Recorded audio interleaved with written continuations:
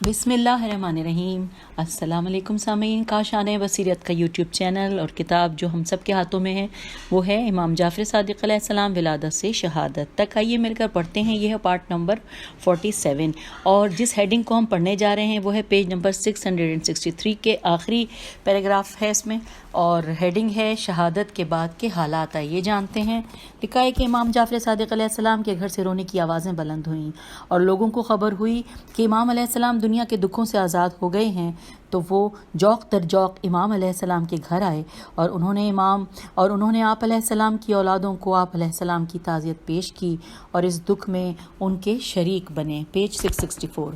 اس طرح عورتوں نے بھی مصیبت کے اس وقت میں امام علیہ السلام کے گھر والوں کو تعزیت پیش کرنے کے لیے آپ علیہ السلام کے گھر کا رخ کیا، اور کچھ ہی دیر میں آپ کا گھر تعزیت پیش کرنے والے مردوں اور عورتوں سے بھر گیا اور ہر طرف سے گریہ و بکا اور نالہ و شیون کی آوازیں ہی سنائی دیتی تھیں۔ یہ ایک طبعی امر تھا، کیونکہ امام جعفر صادق علیہ السلام سب لوگوں کی نظر میں محبوب تھے۔ آپ علیہ السلام نے لوگوں کے دلوں میں گھر کیا ہوا تھا، اور دوست و دشمن، قریبی و دور کا، اور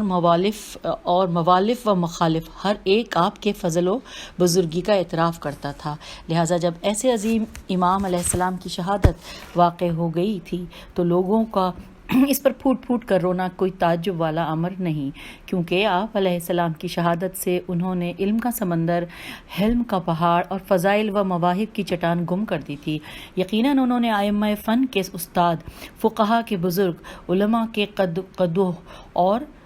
رسول اللہ صلی اللہ علیہ وآلہ وسلم کے ایسے خلیفہ کو کھو دیا تھا جو اپنے اقوال و افعال، اخلاق و سیرت اور حرکات و سکنات میں آپ صلی اللہ علیہ وآلہ وسلم کی تصویر تھے، اور جو چیز ان کے دکھ میں اضافے کا سبب بنی اور جس نے انہیں رونے پر مجبور کیا، وہ چیز یہ تھی کہ امام علیہ السلام کی وفات طبعی طریقے سے نہیں ہوئی تھی، بلکہ آپ علیہ السلام کو منصور، صفاق و لعین نے زہر جفا سے شہید کیا تھا، اور آپ علیہ السلام نے زہر سے شہید ہو کر مظلومیت و صبر کے ساتھ اپنا وعدہ وفا کیا تھا۔ اگلی ہیڈنگ ہے امام علیہ السلام کے غسل و کفن کے مراسم۔ لکھا ہے امام جعفر صادق علیہ السلام کی شہادت کے بعد آپ علیہ السلام کے نور نظر امام موسیٰ کاظم علیہ السلام نے آپ علیہ السلام کی وصیتوں کو نافذ کیا اور آپ کی تجہیز و تکفین کے امور کی ذمہ داری سنبھالی۔ واضح رہے کہ ایک روایت میں آیا ہے کہ امام جعفر صادق علیہ السلام نے معاویہ بن عمار کو اپنے غسل کے بارے میں وصیت کی تھی، لیکن اولاً تو یہ روایت ضعیف السند ہے، ثانیاً یہ کہ ایک مسلمہ اصول کے خلاف ہے کہ امام کو غسل امام ہی دے سکتا ہے، ثالثاً یہ کہ یہ روایت اس صحیح روایت کے مقابل ہے جو ابھی گزری ہے، جس میں امام جعفر صادق علیہ السلام نے اپنے غسل کے بارے میں اپنے بیٹے حضرت امام موسیٰ کاظم علیہ السلام کو وصیت کی، نہ کہ آپ علیہ السلام کے غیر کو۔ ہم آگے سامعین پیج نمبر 665 پر آگے لکھا ہے کہ بنا برین صحیح بات یہی ہے کہ امام موسیٰ کاظم علیہ السلام نے ہی اپنے بابا کی وصیت کے مطابق آپ علیہ السلام کو غسل دیا تھا، اور اس کے بعد آپ کو کفن پہنانے کی ذمہ داری بھی آپ علیہ السلام نے ہی سنبھالی تھی۔ چنانچہ آپ علیہ السلام یعنی امام موسیٰ کاظم علیہ السلام فرماتے ہیں کہ میں نے اپنے بابا کو 2 شتوی چادروں، شین توئے واو چھوٹی چادروں، یعنی کہ بریکٹ پہ لکھا ہے کہ جنہیں آپ علیہ السلام احرام کی حالت میں پہنتے تھے، یہاں پہ بریکٹ کلوز ہو گیا، تو پھر لکھا ہے کہ میں نے اپنے بابا کو 2 شتوی چادروں، ایک قمیص، امام سجاد علیہ السلام کے ایک عمامے اور ایک بڑی چادر کا کفن پہنایا جو آپ علیہ السلام نے خود 40 دینار کی خریدی تھی۔ حوالہ ہے الکافی جلد نمبر 1 صفحہ نمبر 475۔ اس کے بعد امام موسیٰ کاظم علیہ السلام نے آگے بڑھ کر اپنے بابا علیہ السلام کی نماز جنازہ پڑھائی، کیونکہ امام کا جنازہ بھی امام ہی پڑھا سکتا ہے، اور آپ علیہ السلام پیچھے امام صادق علیہ السلام کے دوسرے بیٹوں وہاں پر موجود بنی ہاشم اور دوسرے لوگوں کی نے صفیں قائم کیں۔ اب اگلی ہیڈنگ ہے کہ امام علیہ السلام کے جنازے میں لوگوں کا ہجوم۔ آئیے پڑھتے ہیں۔ لکھا ہے جب امام جعفر صادق علیہ السلام کی شہادت کی خبر عام ہوئی تو دکانیں اور بازار بند ہو گئے، اور مدینے اور اس کے گرد و نواح کے لوگ اپنے گھروں اور محلات کو تالے لگا کر امام علیہ السلام کے جنازے میں شریک ہونے کے لیے آئے، اور کچھ ہی دیر میں مختلف طبقوں، شعبوں اور تمام مذاہب کے افراد ایک جمع غفیر کی صورت میں آپ علیہ السلام کے جنازے میں شمولیت کے لیے اکٹھے ہو گئے۔ دوست و دشمن اور موافق و مخالف، غرض یہ کہ اپنے اور پرائے سب لوگ آپ علیہ السلام کی تشبیہ جنازہ کے لیے تشییع ہے شاید ہاں جی جنازہ کے لیے جمع ہوئے، اور اس کی وجہ یہ تھی کہ امام جعفر صادق علیہ السلام معاشرے میں اتنا بلند مقام رکھتے تھے کہ ہر ایک آپ کو تعظیم و تجلیل کی نظر سے دیکھتا تھا۔ پیج نمبر 666 شیعہ حضرات آپ علیہ السلام کے بارے میں یہ عقیدہ رکھتے تھے کہ آپ امام معصوم علیہ السلام ہیں، آپ امام علیہ السلام معصوم ہیں اور آپ کی اطاعت فرض ہے، اور خدا نے آپ علیہ السلام کی اطاعت کو اپنے رسول صلی اللہ علیہ وآلہ وسلم کی اطاعت کے ساتھ ملایا ہے، جبکہ غیر شیعہ آپ کو بہت بڑا عالم، زاہد، عبادت گزار اور مکارم اخلاق کا حامل اور تمام اچھی صفات سے متصف جانتے تھے۔ لہٰذا یہ سب آپ علیہ السلام کے جنازے میں شریک ہوئے تھے، اور آپ کے جنازے میں لوگوں کا بڑا ہجوم آپ کی پاکیزگی و عظمت اور ان کے دلوں میں آپ علیہ السلام کے الہی رعب و ہیبت کے موجود ہونے کا شاہد تھا، اور بالآخر وہ قیامت خیز گھڑی بھی آ گئی جب آپ علیہ السلام کے جسد اطہر کو گھر سے اٹھایا گیا۔ بس جنازے کا اٹھنا تھا کہ آپ کے گھر کے فلک شگاف چیخیں بلند ہوئیں، بس جنازے کا اٹھنا تھا کہ آپ کے گھر سے فلک شگاف چیخیں بلند ہوئیں، آپ علیہ السلام کے بیٹے آپ کا جنازہ کندھوں پر اٹھا کر گھر سے باہر نکل آئے، اور رو رو کر ان کی ہچکیاں بندھی ہوئی تھیں اور ان کی آنکھوں سے آنسوؤں کی برسات جاری تھی۔ اطراف و جوانب کے لوگ آ کر ان سے گلے ملتے تھے اور حزن و بکا میں آپ کے شریک تھے۔ یوں آہوں اور سسکیوں اور نالہ و شیون کے ساتھ آپ کا جنازہ اپنی آخری آرام گاہ کی طرف رواں دواں تھا۔ سامعین اگلی ہیڈنگ ہے آفتاب صداقت کی منزل غروب۔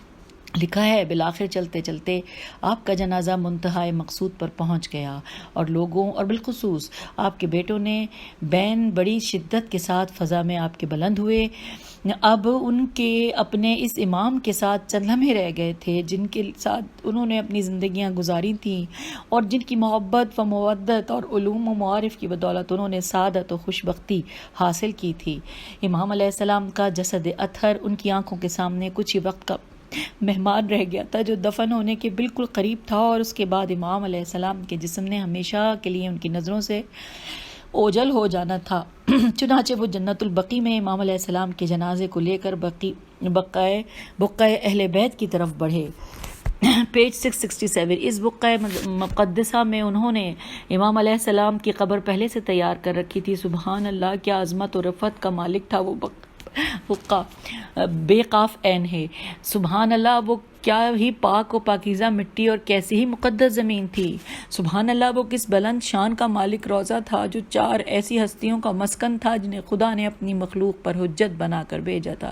اس مٹی کی قسمت میں 4 ائمہ علیہم السلام کا جائے دفن ہونا آیا۔ اس بقعہ مبارک میں رسول اللہ صلی اللہ علیہ وآلہ وسلم کے 4 بیٹوں کی مرقدیں بنی۔ نمبر 1 جوانان جنت کے سردار حضرت امام حسن مجتبیٰ علیہ السلام، نمبر 2 حضرت امام علی زین العابدین علیہ السلام، نمبر 3 حضرت امام محمد بن علی باقر العلوم اولین و آخرین علیہ السلام، اور نمبر 4 اور چوتھے امام جعفر صادق علیہ السلام جو اپنے ان آبائے کرام علیہم السلام کے ساتھ ملحق ہوئے اور ان کے جوار مقدس میں سکونت اختیار کرنے جا رہے تھے۔ شیخ ابو جعفر محمد بن یعقوب کلینی رازی فرماتے ہیں الکافی جلد نمبر 1 صفحہ نمبر 472 پر کہ اور آپ علیہ السلام کو بقیع میں اس قبر بقعہ میں دفن کیا گیا جس میں آپ علیہ السلام کے والد بزرگوار، آپ کے جد امجد اور حضرت امام حسن مجتبیٰ علیہ السلام دفن تھے۔ اب لکھا ہے کہ ابن صباغ سواد بے الف غین مالکی کہتا ہے، جو کہ فصول المہمہ صفحہ نمبر 219 پر ہے، وہ یہ کہتے ہیں انورٹڈ کاما میں کہ آپ علیہ السلام کی قبر مطہر بقیع میں ہے، اور آپ علیہ السلام کو اسی قبر یعنی اسی جگہ میں دفن کیا گیا ہے جس میں آپ علیہ السلام کے والد گرامی، جد بزرگوار اور آپ کے جد امجد کے چچا دفن تھے۔ سبحان اللہ، وہ قبر کتنی ہی زیادہ عزت و شرف کی مالک ہے۔ Inverted comma close. پھر لکھا ہے مسعودی لکھتا ہے پیج 668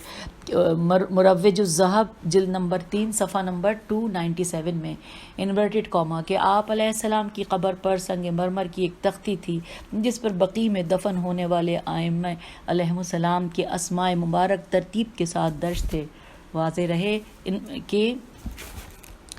اچھا یہاں پہ یہ بات ختم ہو گئی. پھر لکھا ہے واضح رہے کہ اس بقعہ مبارک میں شیخ بطحہ و مومن قریش و حامی رسول سیدنا حضرت ابو طالب علیہ السلام کی زوجہ اور بطل اسلام بیت تو اسلام و خلیفہ رسول صلی اللہ علیہ وآلہ وسلم و امید الامامت و سید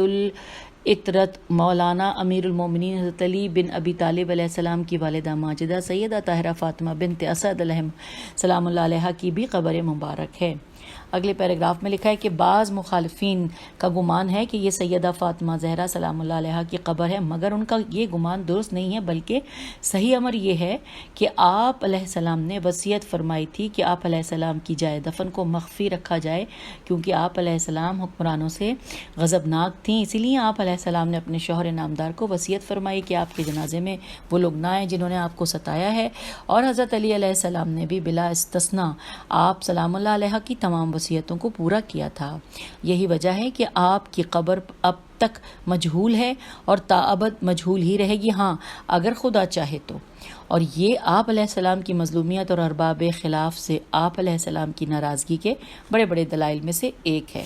اور مخالفین جو متعین طور پر آپ علیہ السلام کی قبر جنت البقیع میں بتاتے ہیں، وہ محض آپ علیہ السلام اس مظلومیت کو ختم کرنے اور ارباب سلطنت کے آپ علیہ السلام کے ساتھ کیے گئے ظلم و جور پر پردہ ڈالنے کی ایک ناکام کوشش ہے، مگر ان کی یہ خواہش کبھی پوری نہیں ہوگی. سامعین پیج 668 پر یہ ہم نے ٹاپک پڑھ لیا. اب پیج 669 پر ہم نئی ہیڈنگ پڑھنے جا رہے ہیں جو ہے دفن کے بعد. آئیے پڑھتے ہیں کہ اس ہیڈنگ کے ساتھ کیا کچھ ہم جانیں گے. لکھا ہے خدا کی ذات ہی بہتر جانتی ہے کہ امام علیہ السلام کی اولاد کو اس واقعہ حائلہ ہے الف حمزہ لام ہے سے کتنا بڑا صدمہ پہنچا تھا، بالخصوص اس وقت کہ جب آپ علیہ السلام کے جسد اطہر کو قبر میں اتارا گیا، قبر کی سلیں رکھی گئی تھی اور اسے مٹی سے بھر دیا گیا تھا. یقیناً وہ بڑی ہی حزن و ملال کی گھڑی تھی اور نہایت افسوس کا مقام تھا، کیونکہ ان سے ان کا ایسا مہربان باپ بچھڑ رہا تھا جو انہیں ظلم کی دھوپ میں اپنی رحمت کا سایہ فراہم کیے ہوئے تھا. ان کی آنکھوں سے ایسا امام غائب ہونے لگا تھا جس نے اپنے علوم و معارف سے پوری دنیا کو بھر دیا تھا. وہ ایسے معلم کے پردہ فرمانے کا وقت تھا جس نے اپنے ہاتھوں سے ہزاروں علماء و فقہا، مفسرین و محدثین پیدا کیے تھے. وہ ایک ایسے مربی کی آنکھوں سے اوجھل ہونے والا لمحہ تھا کہ جس نے ہزاروں لوگوں کو ایمان و اخلاق اور کمالات نفسانی کی تربیت دی تھی. بلا شبہ وہ ایک عظیم پہاڑ کے چھپنے کی گھڑی تھی جو فضائل و کمالات کا مجموعہ تھا، اور ایک ایسے امام کی جدائی کا موقع تھا جو تقوی و نزاہت اور عصمت و طہارت کا ایک کوہ گراں تھا. یقیناً وہ مرحلہ ایک ایسے امام کی غیبت کا تھا جو فقراء و مساکین کی داد رسی کرتا تھا اور ضعیفوں اور محتاجوں کا سہارا بنتا تھا. ہاں وہ ایک ایسے مجاہد کے دیدار کے آخری لمحات تھے جس نے عقیدہ و جہاد کی زندگی گزاری تھی اور راہ خدا میں طرح طرح کی ایذائیں اٹھائی تھیں. بے شک وہ ایسے صابر و محتسب کے غائب ہونے کا وقت تھا جس نے تمام تر مصائب و آلام کا سامنا بڑے صبر و ثبات کے ساتھ کیا تھا، اور اب وہ وقت آ گیا تھا کہ آپ علیہ السلام کے بیٹوں کو گھر واپس جانا تھا، مگر ان کے دل انہیں گھر کی جانب قدم اٹھانے سے مانع ہو رہے تھے، کیونکہ انہوں نے پیج 670 اپنے کریم و مہرباں والد کو کھویا تھا، اور والد کے گھر ان کے لیے جائے وحشت ہو گیا تھا. گھر کا کونا کونا انہیں اس شفیق و مہربان باپ کی یاد دلاتا تھا جس کا سایہ ان کے سروں سے اٹھ چکا تھا. اس گھر میں کہیں آپ کا حجرہ خاص، کہیں آپ کی جائے نماز، اور کہیں آپ کے اصحاب و شاگردوں کے ساتھ محفل جمانے اور انہیں علوم و معارف کا فیض پہنچانے کی جگہ تھی. آپ کی اولاد جو ان چیزوں کی طرف نظر کرتی تھی، ان کے گریہ و بکا میں اضافہ ہوتا جا رہا تھا. شیخ کلینی نے اصول کافی میں لکھا ہے کہ جب حضرت امام محمد باقر علیہ السلام کی وفات ہوئی تو امام جعفر صادق علیہ السلام نے آپ کی رہائش گاہ میں چراغ روشن کرنے کا حکم دیا، اور امام علیہ السلام کی وفات تک یہ سلسلہ اسی طرح جاری رہا. اور آپ علیہ السلام کی وفات کے بعد امام ابو الحسن موسیٰ کاظم علیہ السلام نے بھی اپنی نے بھی آپ علیہ السلام کی جائے سکونت پر چراغ روشن کرنے کا حکم دیا، اور یہ سلسلہ اسی طرح جاری رہا حتیٰ کہ آپ کو عراق لے جایا گیا۔ اس کے بعد کی مجھے نہیں خبر کہ کیا ہوا۔ حوالہ ہے اصول کافی، جلد نمبر 3، صفحہ نمبر 251۔ اب اگلی ہیڈنگ ہے کہ خبر شہادت کا دوسرے علاقوں کے شیعوں تک پہنچنا۔ لکھا ہے امام جعفر صادق علیہ السلام کی شہادت واقع ہوتے ہی یہ خبر ان تمام شہروں اور ریاستوں میں پہنچ گئی جہاں جہاں آپ کے شیعہ آباد تھے، اور جوں اور وہ اس خبر کو سنتے تھے ان کی خوشیاں غم و حزن میں بدلتی گئیں، ان کے دل ڈوب گئے، آنکھوں سے آنسو بہنے لگے، اور ساری کی ساری فضا قلق و اضطراب میں سے بھر گئی۔ داؤد بن کثیر رقی روایت کرتے ہیں کوفے میں حضرت ابو حمزہ سمالی کے پاس ایک اعرابی آیا، آپ نے اس سے مدینے کی خبر پوچھی تو اس نے کہا امام جعفر صادق علیہ السلام انتقال فرما گئے۔ بس اس خبر کا سننا تھا کہ حضرت ابو حمزہ کی چیخ بلند ہوئی اور آپ بے ہوش ہو گئے۔ پھر جب کچھ دیر کے بعد افاقہ ہوا تو آپ نے ان سے پوچھا کیا امام نے کسی کو اپنا وصی بنایا ہے؟ یہ ساری روایت سابقاً وصیت کے باب میں گزر چکی ہیں، پیج 671۔ اب اگلی ہیڈنگ ہے امام علیہ السلام کی شہادت کے بارے میں منصور دوانیقی کا موقف۔ امام علیہ السلام کی شہادت کے موقع پر منصور دوانیقی نے بالکل وہی طریقہ اپنایا جو دوسرے جابر بادشاہوں کا اپنے مخالفوں اور رقیبوں کی موت پر ہوتا ہے۔ ایک طرف تو وہ اس خسارے کو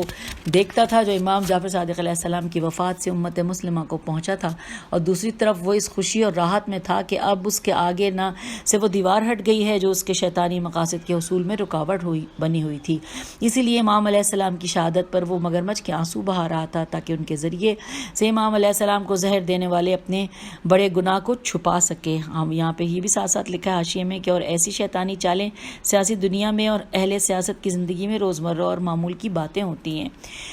اچھا جی، وہ اپنے بڑے گناہ کو تاکہ ہاں جی، پھر لکھا ہے کہ حالانکہ اسی وقت وہ مدینے میں اپنے گورنر کو یہ خط لکھ رہا تھا کہ امام جعفر صادق علیہ السلام کے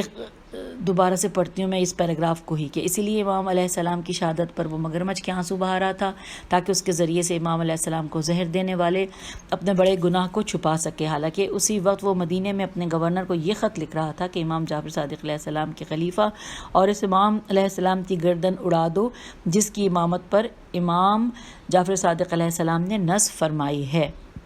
آگے لکھا ہے قارئین کرام، آپ نے دیکھا کہ اس انسان نما شیطان کے اقوال و افعال میں کس قدر تضاد تھا، مگر خیر یہ کوئی بڑی بات نہیں ہے۔ ایسی ابلیسی چالیں سیاسی دنیا میں اور اہل سیاست کی زندگی میں روزمرہ اور معمول کی باتیں ہوتی ہیں، اور ان کی نظر میں ایسا دوغلاپن کوئی معیوب امر نہیں ہوتا۔ ابو ایوب نجومی کہتا ہے کہ آدھی رات کے وقت ابو جعفر منصور نے مجھے اپنے پاس بلا بھیجا۔ جب میں اس کے پاس گیا تو وہ کرسی پر بیٹھا ہوا تھا، اس کے آگے ایک شمع رکھی ہوئی تھی اور اس کے ہاتھ میں ایک خط تھا۔ جب میں نے اسے سلام کہا تو اس نے روتے ہوئے وہ خط میری طرف پھینکا اور کہنے لگا کہ یہ محمد بن سلیمان کا خط ہے،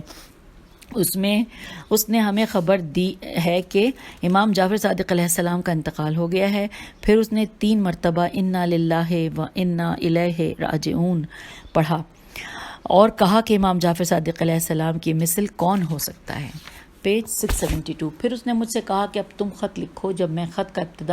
ابتدائیہ لکھ چکا تو اس نے کہا تم یہ لکھو کہ اگر امام علیہ السلام نے کسی کو اپنا وصی بنایا ہے تو تم جلدی سے جاؤ اور اس کی گردن اڑا دو۔ جب منصور نے یہ خط بھیجا تو اسے اس کا یہ جواب موصول ہوا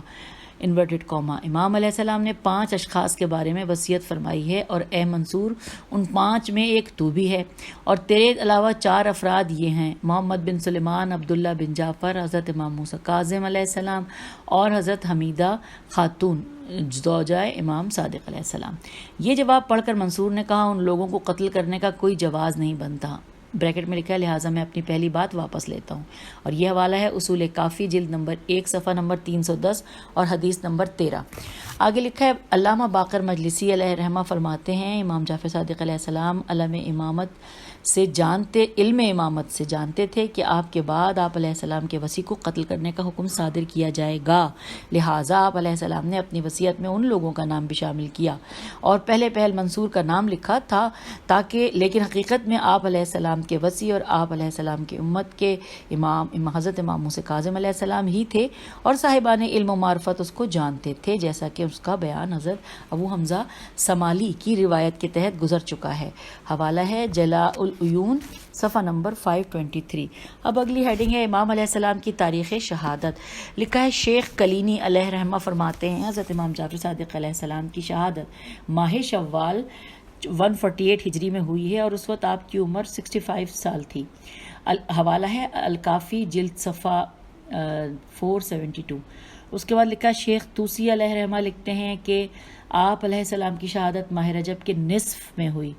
اور یہ بھی کہا جاتا ہے کہ آپ کی شہادت ماہ شوال 148 ہجری میں ہوئی۔ اور حوالہ ہے اعلام الورا صفحہ نمبر 159۔ پھر لکھا ہے کتاب جنات الخلود میں آیا ہے کہ آپ کی شہادت بروز اتوار اور بقول بروز پیر سوموار 25 شوال کو ہوئی، اور یہ کتاب کا نام ہے جنات الخلود صفحہ نمبر 29۔ ہم آ گئے ہیں اس کتاب کے پیج نمبر 673 پر۔ لکھا ہے میں کہتا ہوں کہ شیعہ امامیہ کے نزدیک مشہور یہ ہے کہ آپ کی شہادت 25 شوال 148 ہجری کو ہوئی، اور ہر سال اسی دن پوری دنیا میں مسجدوں، امام بارگاہوں، مومنین کے گھروں اور عوامی مقامات پر ماتمی جلوسوں اور مجالس عزا کا انعقاد کیا جاتا ہے، اور ان مجالس میں بڑے بڑے نامور خطبہ منبر حسینی پر جا کر آپ علیہ السلام کے فضائل و کمالات، سیرت و اخلاقیات و معجزات اور کرامات کو بیان کرتے ہیں، اور اختتام مجلس پر آپ علیہ السلام کے مصائب اور آپ علیہ السلام کی شہادت کے واقعات مومنین کو سناتے ہیں، اور اس کے ساتھ ساتھ گلیاں اور سڑکیں ماتمی جلوسوں سے بھر جاتی ہیں۔ ان میں مختلف طبقوں کے لوگ شریک ہوتے ہیں، اور وہ سیاہ لباس پہنے اور سیاہ علم اٹھائے اپنے سینوں پر ماتم کر رہے ہوتے ہیں، اور اس دن کی مناسبت سے مرثیہ و نوحہ خوانی کرتے ہیں۔ اور یہ بھی آخر میں لکھا ہوا ہے کہ واضح رہے کہ بعض علماء نے آپ کی تاریخ شہادت 15 شوال بھی ذکر کی ہے۔ تو یہاں پر ہم نے پیج 673 مکمل کر لیا۔ اب ہم پڑھنے جا رہے ہیں پیج 674، اور اس کی ہیڈنگ ہے امام صادق علیہ السلام کی زیارت کا ثواب۔ آئیے پڑھتے ہیں۔ لکھا ہے کہ اسلام میں زیارت قبور کی بڑی تاکید وارد ہوئی ہے۔ اس سلسلے میں مسلمانوں کے مصادر میں بہت سی احادیث بھی وارد ہوئی ہیں، جیسا کہ بعض احادیث میں اہل بیت نبوی صلی اللہ علیہ وآلہ وسلم کی زیارت کی تاکید اور ثواب بھی وارد ہوا ہے، خواہ وہ مدینہ منورہ میں ہوں، خواہ عراق میں ہوں یا ایران میں۔ حضرت امام جعفر صادق علیہ السلام سے مروی ہے، آپ علیہ السلام فرماتے ہیں کہ جب تم میں سے کوئی شخص حج کرے تو اسے چاہیے کہ وہ اپنا حج ہماری زیارت پر ختم کرے، کیونکہ ہماری زیارت کے ساتھ ہی حج کامل ہوتا ہے۔ یہ جو بات ہے اس کا حوالہ ہے عیون اخبار الرضا جلد نمبر 2 صفحہ نمبر 292۔ پھر لکھا ہے حضرت امام علی رضا علیہ السلام نے ارشاد فرمایا کہ ہر امام کا اس کے اولیاء اور شیعوں کی گردن میں ایک عہد ہوتا ہے، اور عہد کی کامل وفا اور اسے اچھے طریقے سے ادا کرنا ان ائمہ علیہم السلام کی زیارت سے ہی ممکن ہوتا ہے۔ چنانچہ جس نے بھی ان کی زیارت میں رغبت اور ان کی پسندیدہ چیزوں کی تصدیق کے ساتھ ان کی زیارت کی، تو ان کے وہ ائمہ علیہم السلام قیامت کے روز ان کی شفاعت کرنے والے ہوں گے۔ حوالہ ہے الکافی جلد نمبر 4 صفحہ نمبر 567۔ پھر لکھا ہے ابو عبداللہ ہرانی ہیر الف نون چھوٹی سے مروی ہے، وہ کہتے ہیں میں نے امام جعفر صادق علیہ السلام سے پوچھا کہ جو شخص امام حسین علیہ السلام کی قبر اطہر کی زیارت کرے اسے کتنا ثواب ملے گا؟ امام علیہ السلام نے فرمایا جو بھی شخص امام حسین علیہ السلام کے مزار پر جائے، وہاں زیارت کرے اور وہاں 2 رکعت نماز ادا کرے تو اس کے نامہ اعمال میں حج مبرور کا ثواب لکھا جاتا ہے، اور جو شخص وہاں 4 رکعتیں ادا کرے اس کے نامہ اعمال میں 1 حج اور 1 عمرے کا ثواب لکھا جاتا ہے۔ پیج 675 پہ ہم آ گئے۔ میں نے پوچھا قربان جاؤں کیا یہ ثواب ہر اس زائر کو ملے گا جو 12 ائمہ میں سے ہر امام کی اطاعت کو فرض جانتے ہوئے اس کی زیارت کرے گا؟ امام علیہ السلام نے فرمایا جی ہاں، جو بھی کسی امام کی اطاعت کو فرض سمجھتے ہوئے اس کی زیارت کرے گا اسے یہ ثواب ملے گا۔ حوالہ ہے کتاب تہذیب جلد نمبر 6 اور صفحہ نمبر 79۔ آگے لکھا ہے زید شہام سے مروی ہے، وہ کہتے ہیں کہ میں نے امام جعفر صادق علیہ السلام سے پوچھا کہ جو شخص آپ علیہ السلام میں سے کسی بھی امام کی زیارت کرے اسے کتنا ثواب ملے گا؟ امام علیہ السلام نے فرمایا جس نے بھی ہم ائمہ علیہ السلام میں سے کسی کی بھی زیارت کی گویا اس نے رسول اللہ صلی اللہ علیہ وآلہ وسلم کی زیارت کی۔ حوالہ ہے تہذیب جلد نمبر 6 صفحہ نمبر 79۔ آگے پڑھتے ہیں۔ لکھا ہے علاوہ بری بعض روایات میں خصوصیت کے ساتھ امام جعفر صادق علیہ السلام کی زیارت کی فضیلت بھی وارد ہوئی ہے۔ ان میں چند ایک حسب ذیل ہیں۔ امام جعفر صادق علیہ السلام سے مروی ہے کہ آپ نے ارشاد فرمایا کہ جو میری زیارت کرے گا اس کے گناہ معاف کر دیے جائیں گے اور وہ فقر و تنگ دستی کے عالم میں نہ مرے گا۔ حوالہ ہے تہذیب جلد نمبر 6 صفحہ نمبر 79 حدیث نمبر 157۔ پھر حضرت امام حسن عسکری علیہ السلام نے ارشاد فرمایا کہ جس نے حضرت امام جعفر صادق علیہ السلام اور آپ علیہ السلام کے بابا کی زیارت کی اس کی آنکھیں نہ دکھیں گی، اسے کوئی بیماری نہ چھوئے گی اور اسے کسی قسم کی تکلیف میں موت نہ آئے گی۔ حوالہ ہے تہذیب جلد نمبر 6 صفحہ نمبر 78 اور حدیث نمبر 153۔ اب ہم آگے ہیں پیج نمبر 676 پر۔ لکھا ہے یہی وجہ ہے کہ آپ علیہ السلام کی شہادت کے دن سے آج تک آپ کی زیارت کے لیے جانا شیعہ مومنوں کا معمول ہے۔ ہم نیچے ایک زیارت پیش کر رہے ہیں جو سب ائمہ بقی کے لیے پڑھی جا سکتی ہے۔ سامعین یہاں پہ 1.5 صفحے کی زیارت ہے جو کہ کیونکہ سب پر ہی پڑھی جاتی ہے، تو جو بھی آپ موبائل میں زیارت جب نکالیں گے تو یہ آپ وہاں سے پڑھ لیجیے گا، تو اس میں عربی کی کوئی بھی غلطی کی گنجائش نہیں ہوگی۔ اور اس میں بس اس کے میں شروع کے الفاظ بتا دیتی ہوں۔ شروع کے ہیں السلام علی ائمۃ الہدی، السلام علیکم یا اہل التقوی، السلام علیکم الحجۃ علی اہل الدنیا، السلام علیکہ کل قوام فی البرائیۃ بالقسط۔ اس طرح کا ہے، یہ شروع ہے اور اس کا آخر یہ ہے کہ تاکہ آپ وہاں سے جب تلاش کریں تو ادھر سے پڑھ لیجیے گا۔ آخری یہ ہے کہ یہ بما خصصتنی بہی فلک الحمد اذ کنت عندک مذکورا مکتوبا فلا تحرمنی ما رجوت ولا تخیبنی فی ما دعوت ثم دال نفسک بما احبت۔ یہ آپ پڑھ لیجئے گا۔ لکھا ہے کہ پھر زیارت کے بعد جو بھی دعا دل سے مانگیں گے وہ پوری ہوتی ہے۔ اب آگے ہے ہیڈنگ قبر منہدم۔ لکھا ہے ماضی میں ائمہ بقی علیہ السلام کا روضہ شیعان اہل بیت علیہ السلام اور حبداران آل رسول علیہ السلام کی توجہ کا مرکز تھا، اور طول و عرض اور مشرق و مغرب سے شیعہ یہاں تشریف لاتے تھے اور اس مقدس مقام کی زیارت سے فیضیاب ہوتے تھے، اور وہ اپنے اس عمل سے خدا اور رسول صلی اللہ علیہ وآلہ وسلم کا قرب حاصل کرتے تھے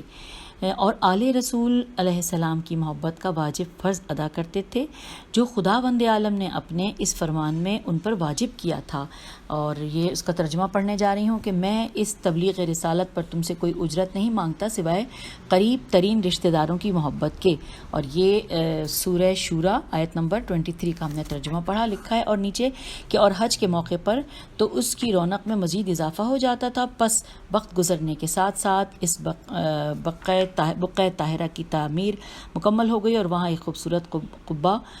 حرم شریف کی شاندار عمارت اور عظمت الہیہ کا جلوہ پیش کرنے والی فضا قائم ہو گئی۔ اور ایسا کیوں کرنا ہوتا جبکہ یہ جنت کے باغوں میں سے ایک باغ اور ان گھروں میں سے ایک گھر تھا جنہیں بلند کرنے اور جن میں اپنا نام لینے کا خدا نے حکم دیا تھا۔ تو یوں ہم نے پیج نمبر 677 مکمل کر لیا ہے، اور اس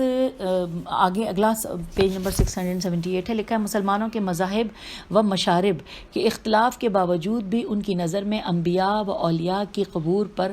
قبے بنانا، ان میں سجاوٹ کرنا ایک اچھی بات ہے، اور وہ اسے شعائر الہیہ کی تعظیم کی ایک نوع نون واو عین سمجھتے ہیں، جس کے بارے میں خداوند متعال ارشاد فرماتا ہے سورہ حج کی آیت نمبر 32 میں کہ بات یہ ہے کہ جو اللہ کے شاعر کا احترام کرتا ہے تو یہ دلوں کا تقوی ہے۔ اب آگے چلتے ہیں۔ لکھا ہے اسلامی ممالک بالخصوص عراق، حجاز، اردن، مصر، شام، فلسطین، ایران اور مغرب اقصی وغیرہ میں انبیاء و اولیاء کے بہت سے مزارات ہیں اور ان پر عالی شان قبے، بلند و بالا مینار اور شاندار عمارتیں بھی بنی ہوئی ہیں، اور ائمہ اربعہ میں سے کوئی انہیں برا جانتا ہے اور نہ ہی علماء مسلمین و فقہائے شریعت میں سے کوئی ان کی طرف انگشت نمائی کرتا ہے۔ لکھا آگے کہ حنابلہ ہے نون الف بے لام ہے۔ حنابلہ کا امام احمد بن حنبل بغداد میں رہتا تھا اور اس کی آنکھوں کے سامنے ابو حنفیہ کی ان کا عالیشان مزار تھا اور وہ اس سے نہیں روکتا تھا، بلکہ امام شافعی ابو حنیفہ کی قبر کی زیارت کو بھی جاتا تھا، جیسا کہ ائمہ اہل بیت علیہ السلام میں سے بھی کوئی قبروں پر ذریحیں اور گنبد وغیرہ کو ناپسند اور برا جانتا تھا۔ مثلا دوبارہ پڑھتی ہوں میں یہ کہ حنابلہ کا امام احمد بن حنبل بغداد میں رہتا تھا اور اس کی آنکھوں کے سامنے ابو حنیفہ کا عالیشان مزار تھا اور وہ اس سے نہیں روکتا تھا، بلکہ امام شافعی ابو حنیفہ کی قبر کی زیارت کو بھی جاتا تھا، جیسا کہ ائمہ اہل بیت علیہم السلام میں سے بھی کوئی قبروں پر ذریحیں اور گنبد وغیرہ کو ناپسند اور برا نہیں جانتا۔ یہاں تو لکھا ہے جانتا، لیکن میں نے لفظ نہیں لگایا ہے، پتہ نہیں آپ لوگ سن رہے ہیں، آپ مناسب فیصلہ کر سکتے ہیں۔ لکھا ہے مثلا حضرت امام حسین علیہ السلام کی قبر پر روضہ حضرت امام جعفر صادق علیہ السلام یا آپ علیہ السلام سے بھی پہلے کے زمانے سے موجود ہے، اور نہ آپ دوبارہ پڑھوں گئی، مثلا حضرت امام حسین علیہ السلام کی قبر پر روضہ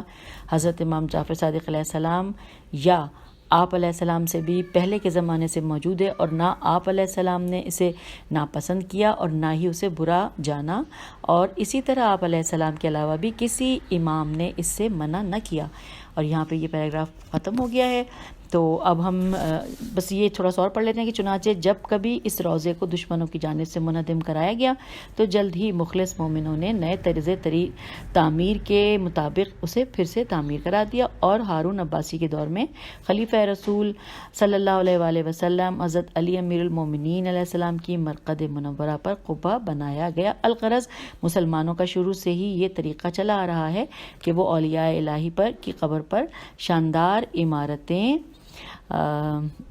اور قبے وغیرہ بناتے ہیں تاکہ ان کی قبریں عام گناہ گار لوگوں کی قبروں سے ممتاز ہو جائیں۔ اچھا، یہاں پہ ہم اپنی ریڈنگ کو روک لیتے ہیں کیونکہ اگلا جو پیج ہے وہ ہے تو اسی سے ملتا جلتا، تو ہم جب اگلی ریڈنگ کریں گے تو ہم تھوڑا پیچھے سے اٹھا لیں گے کچھ ایک پیراگراف کو، ٹھیک ہے جی؟ اوکے، خدا حافظ، فی امان اللہ۔ اب اس کے بعد صرف 2 ہی ریکارڈنگز رہ گئی ہیں، انشاءاللہ ہم اس کو بھی بڑے اچھے وقت سے ختم کر لیں گے۔ خدا حافظ، فی امان اللہ۔